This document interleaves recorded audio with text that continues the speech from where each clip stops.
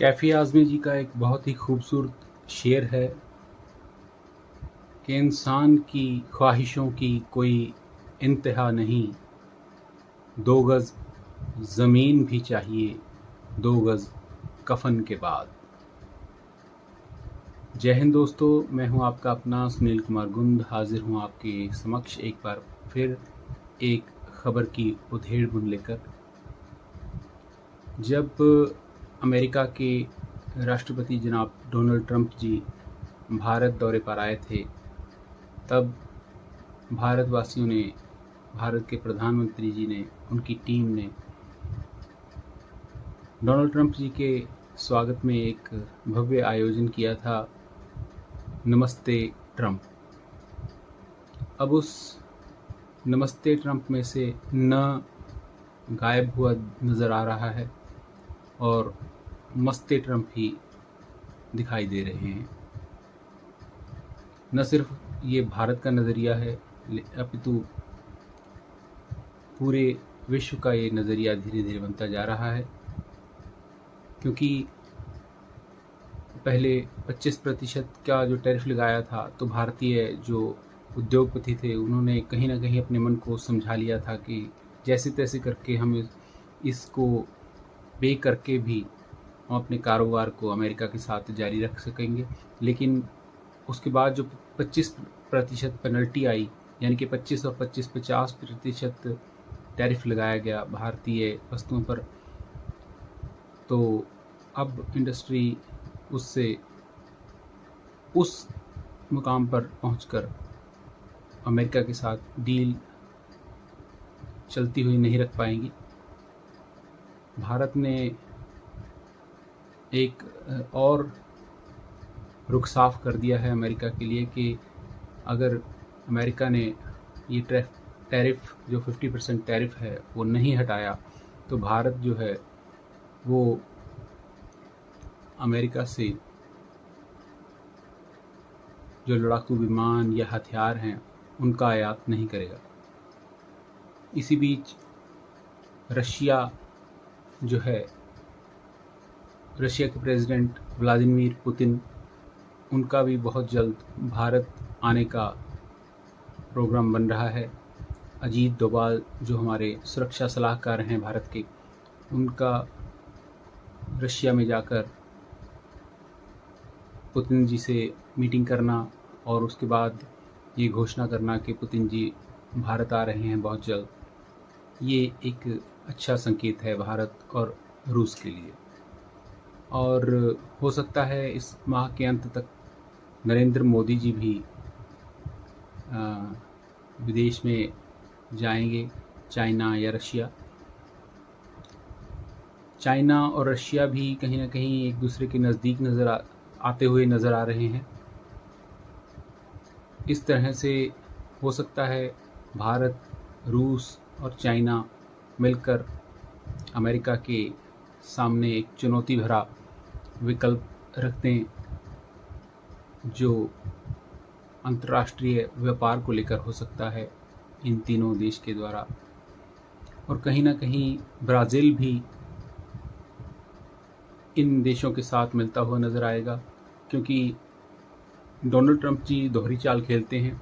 जब किसी देश पर वो टैरिफ लगाते हैं, टैरिफ बढ़ा के लगाते हैं, तो साथ में ये भी संकेत दे देते हैं कि ये टैरिफ मैंने ऐसे ही नहीं लगाया, अंतर्राष्ट्रीय स्तर पर किसी मसले को हल करने के लिए लगाया है, उसकी आड़ लेते हैं। जैसे ब्राज़ील में उन्होंने कहा है कि वहाँ पर जो बंदी बनाए हुए नेता हैं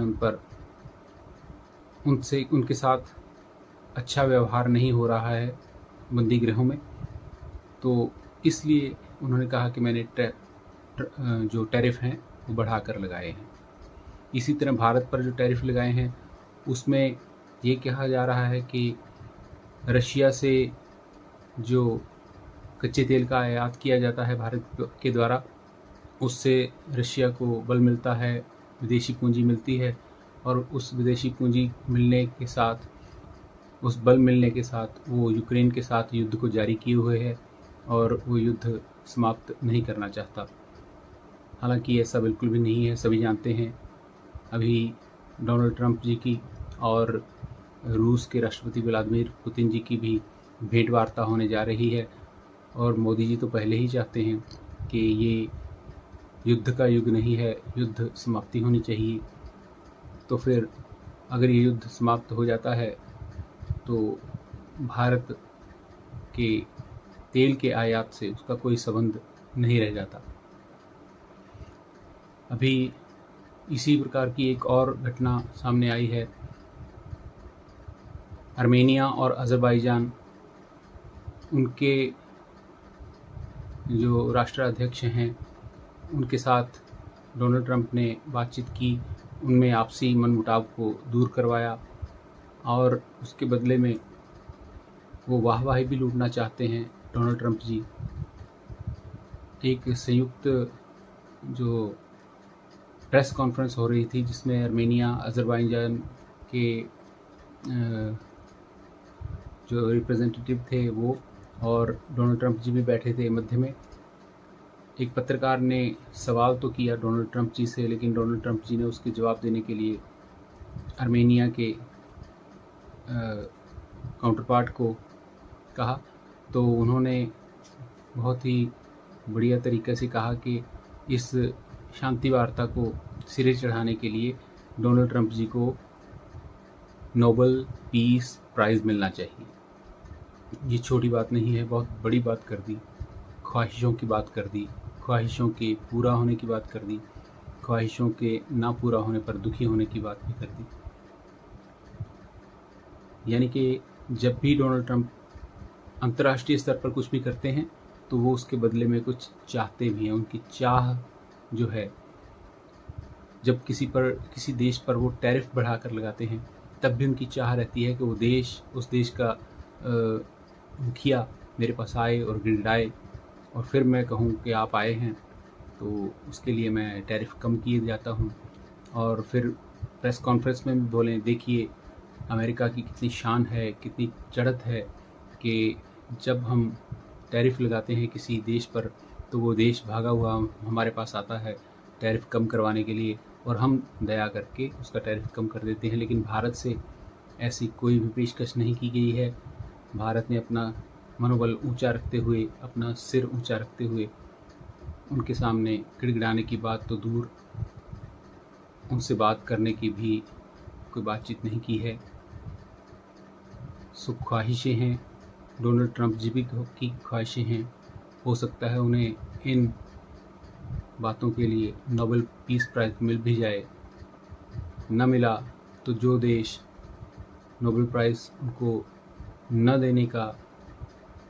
देने के पीछे जिसका हाथ होगा, जिस देश का, फिर उसके साथ क्या करेंगे उस पर भी शायद 25%, 50% या हो सकता है 75% टैरिफ लगा दें। जनाब डोनाल्ड ट्रंप जी पावरफुल नेता हैं, पावरफुल देश के नेता हैं, तो कहीं ना कहीं उनके अपनी देश से भी और अपनी ही पार्टी से भी उनका विरोध होना शुरू हो गया है। अंदरूनी बातें हैं, धीरे धीरे बाहर भी निकलेंगी और सबको पता लगेंगी। जब तक ये बातें निकलेंगी तब तक पता लगेगा कि डोनाल्ड ट्रंप जी की कितनी ख्वाहिशें पूरी हुई और कितनी ख्वाहिशें अधूरी रह जाएंगी। फिर मिलेंगे आपके साथ एक नई खबर की उधेड़ बुन लेकर। तब तक के लिए जय हिंद।